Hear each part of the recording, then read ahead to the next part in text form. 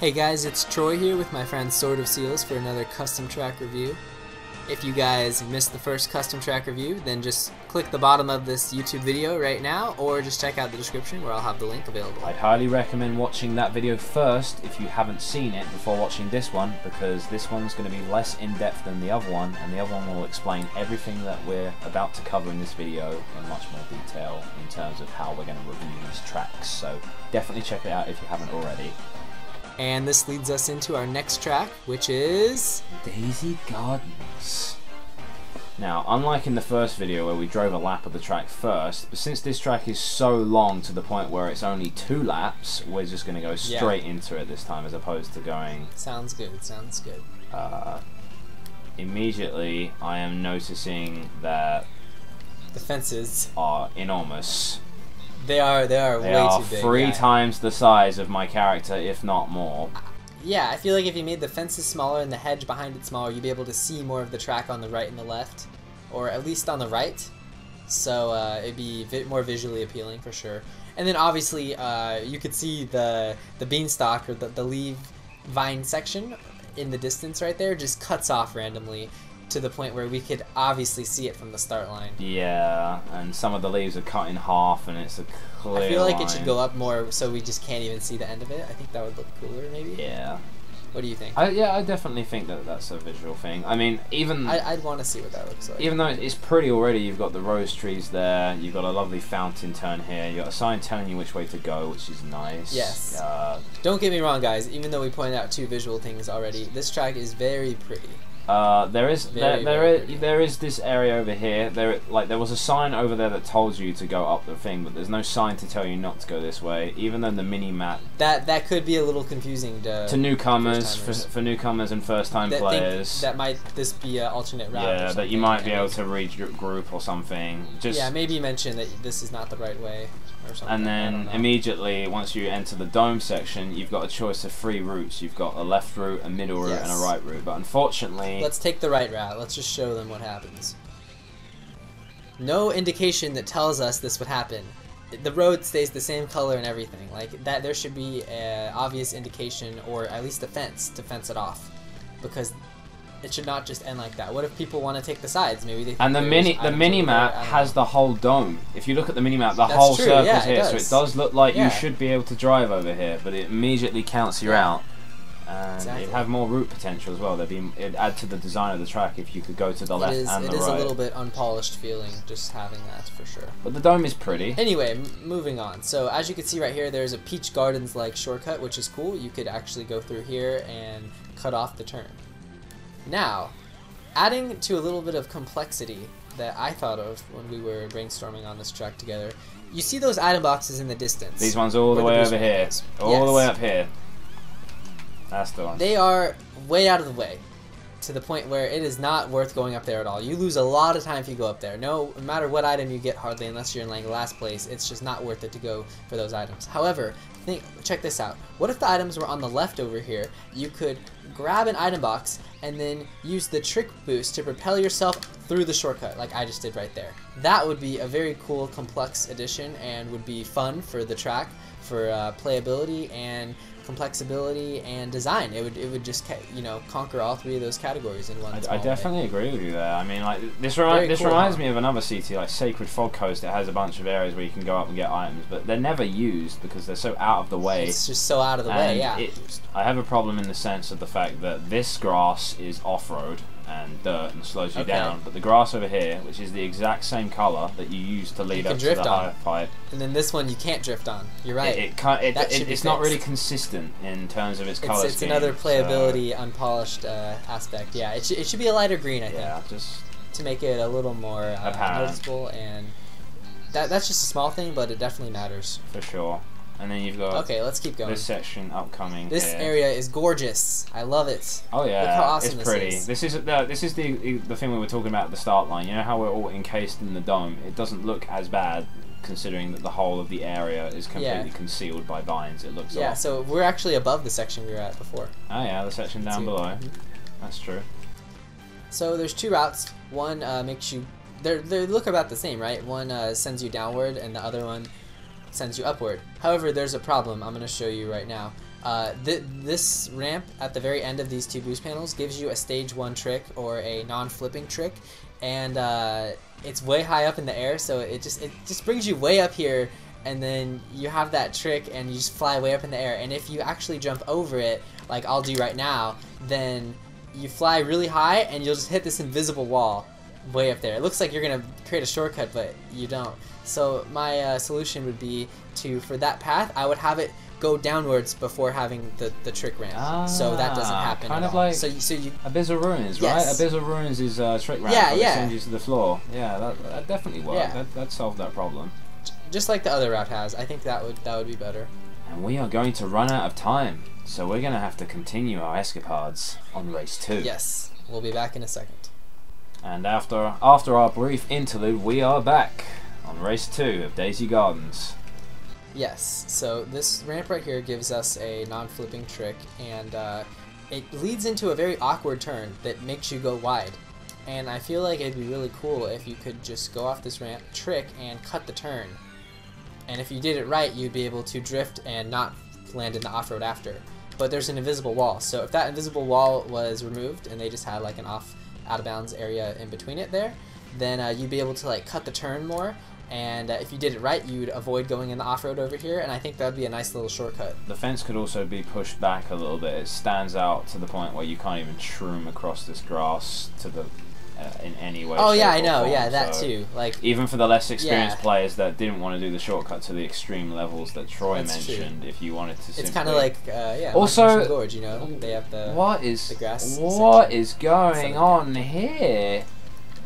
Where? What is the point of this? Are you seeing this? There's like a rectangle, and you can drive around the back of it. Where? Here, look, you can drive in there, but then what is the point of the square rectangle thing-a-majigamabob? That is a bit odd, yeah. I'm driving in the out of bounds. I am. Okay, I don't know. Oh. We should not be allowed to be over here. Oh, well that's interesting. I mean, that doesn't affect the track in any way. I'm sure that gives a bit of an exploration. But what I was talking about is if you don't even take it here, like there's no grass to cut, it sends you really far. Yeah. So that, You agree with me on the shortcut idea, though? Oh, I like it. Drifting and cutting off the turn? Yeah, it'd be cool. try to figure out what's going on. It would add an extra layer of depth to it for sure, because this track does not have any complicated aspects to it as far as we see. Okay, so leading into this section, we see a very, very long straightaway, but he did a great job of decorating this straightaway. Like, let's move onwards right here. So this area right here is just great for laying traps, like laying bananas and stuff. That is fantastic. And unfortunately, that ramp I didn't trick off it, but it does give another non-flipping trick. Although it's okay because there's boost panels after, so you know your trick will lead into hitting a boost panel ramp if you do it correctly, which I do like. This whole flower section is about as pretty as it could look for a long straight road. Like, he did a very nice job with this. But again, it has the same color as off-road areas that you slow down in. It doesn't. It looks identical to the same. Yeah, areas. like right there. What I just did is I went in the off-road over there, and it counted me out of bounds, and it looked the exact same as the road that's inbounds. And if we get to this turn over here, this turn looks like some shrimp spot. You can cut off this turn. No, it counts you out of bounds, and it does not look any different than inbound sections. However, like I can go over here. Yeah, See, we're driving. We're driving in the dirt, but all of a sudden, as you approach the bottom half, you suddenly get counted out. There's no, you know, indication of how far down you're allowed to go. The color doesn't indicate it, so that's something that affects it. There also is, I mean, just throughout the track, there really is just only non-flipping tricks, and like it'd be more enjoyable if some of these tricks, like that one right there, that just flies you sky high into the cobblestone area, that needs to be a flipping trick. It is kind of annoying how it's just a regular, you know, standard trick. Right here. Oh yeah. It makes you fly really high too. It's kind of silly. It could be meant to be sticky roads so that when you come out of the area, you stick and you get a trick immediately. Or just, it just needs to be a giant trick. Yeah, sticky road plus a flipping trick would fix that and make it a little more enjoyable. But the second half of the track is really pretty. That section that we just came out of, don't get me wrong, the appearance of that pond is actually really, really nice. Yeah. I'm glad he added it. And here's another one of these tricks that just needs to be a flipping trick. There's a lot of air time on this track. You get a lot of air off of a lot of jumps. It constantly throws you in the air. I mean, the air is not the problem. It's the trick that you get after the air is the problem. Yeah, I mean, if you're gonna have someone get a lot of air time in your track, you have to make the air time they get enjoyable, because air time in Mario Kart Wii just feels slow and monotonous and painful. Yeah. So. Yeah, it needs some flipping tricks. I don't think there's any in the entire level aside from the half pipe right here. Yeah, the half pipe will get. I figured out what the invisible wall is. This fence extends. This fence on the side. It actually stands out more than it should. So that's what that's about. Huh. Interesting. Okay. Well, we just played Daisy Gardens, and it is time to do our pros and cons in the final verdict. Alright, well, let's start with the appearance. Appearance, that definitely falls under the pros category. Easily, without question. That is a really pretty track. It puts Peach Gardens to shame, really, in terms of how nice it looks, and it's very reminiscent of Peach Gardens. It does, yeah. It is amazing. There was just a few gripes we had at the very beginning. Yeah. Just like it's the from the start line, it does not look good, and then after that, it looks fantastic. What do you think of the design of the track? I do feel that some turns are really large and could be made a lot smaller. Like there's obvious turn areas where you just don't want to go to the outside, but you can't really fix that in one go, so it's not too big of a deal. We did mention a few things about the track design. We did mention like putting those item boxes in a spot that made more sense, so you can make that shortcut useful, turnless, to not make it so the item box were completely useless. The Vine Dome has the two split parts as well that count you out with no warning. Yes, I did mention how they're on the mini-map.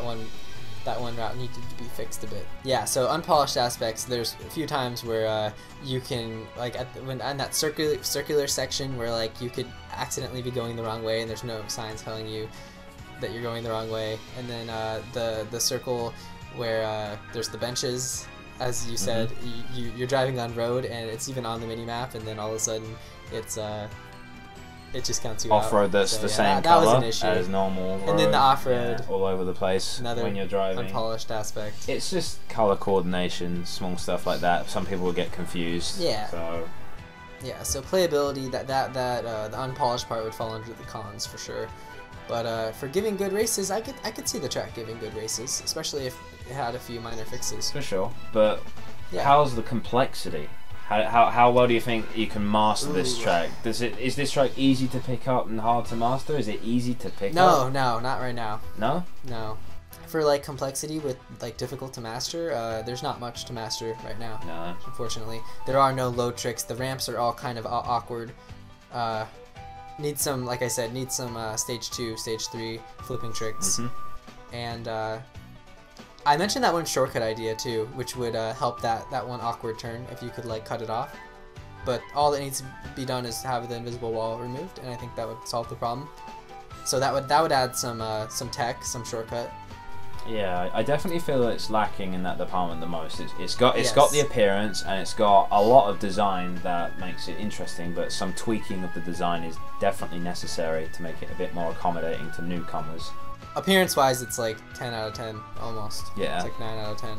It just playability. It just needs more of its driving attributes polished up a little bit. It's got a little bit of a way to go, but it's on the right track and it knows exactly what to do. So final verdict. Okay. I think this track's good in its current state. It's definitely playable, but with a few mends here and there, it would be even better, and that would be great. Definitely. That'd be fantastic. Alright guys, well that was it for Daisy Gardens custom track review. I hope you guys enjoyed the video, and look forward for the next one coming soon. And we're not going to tell you what it is. We're going to leave it as a surprise, as always. Feel free to guess in the comments, but do not give any suggestions because we already have these planned out in advance. Alright, thank you for watching, and we will see you in the next episode.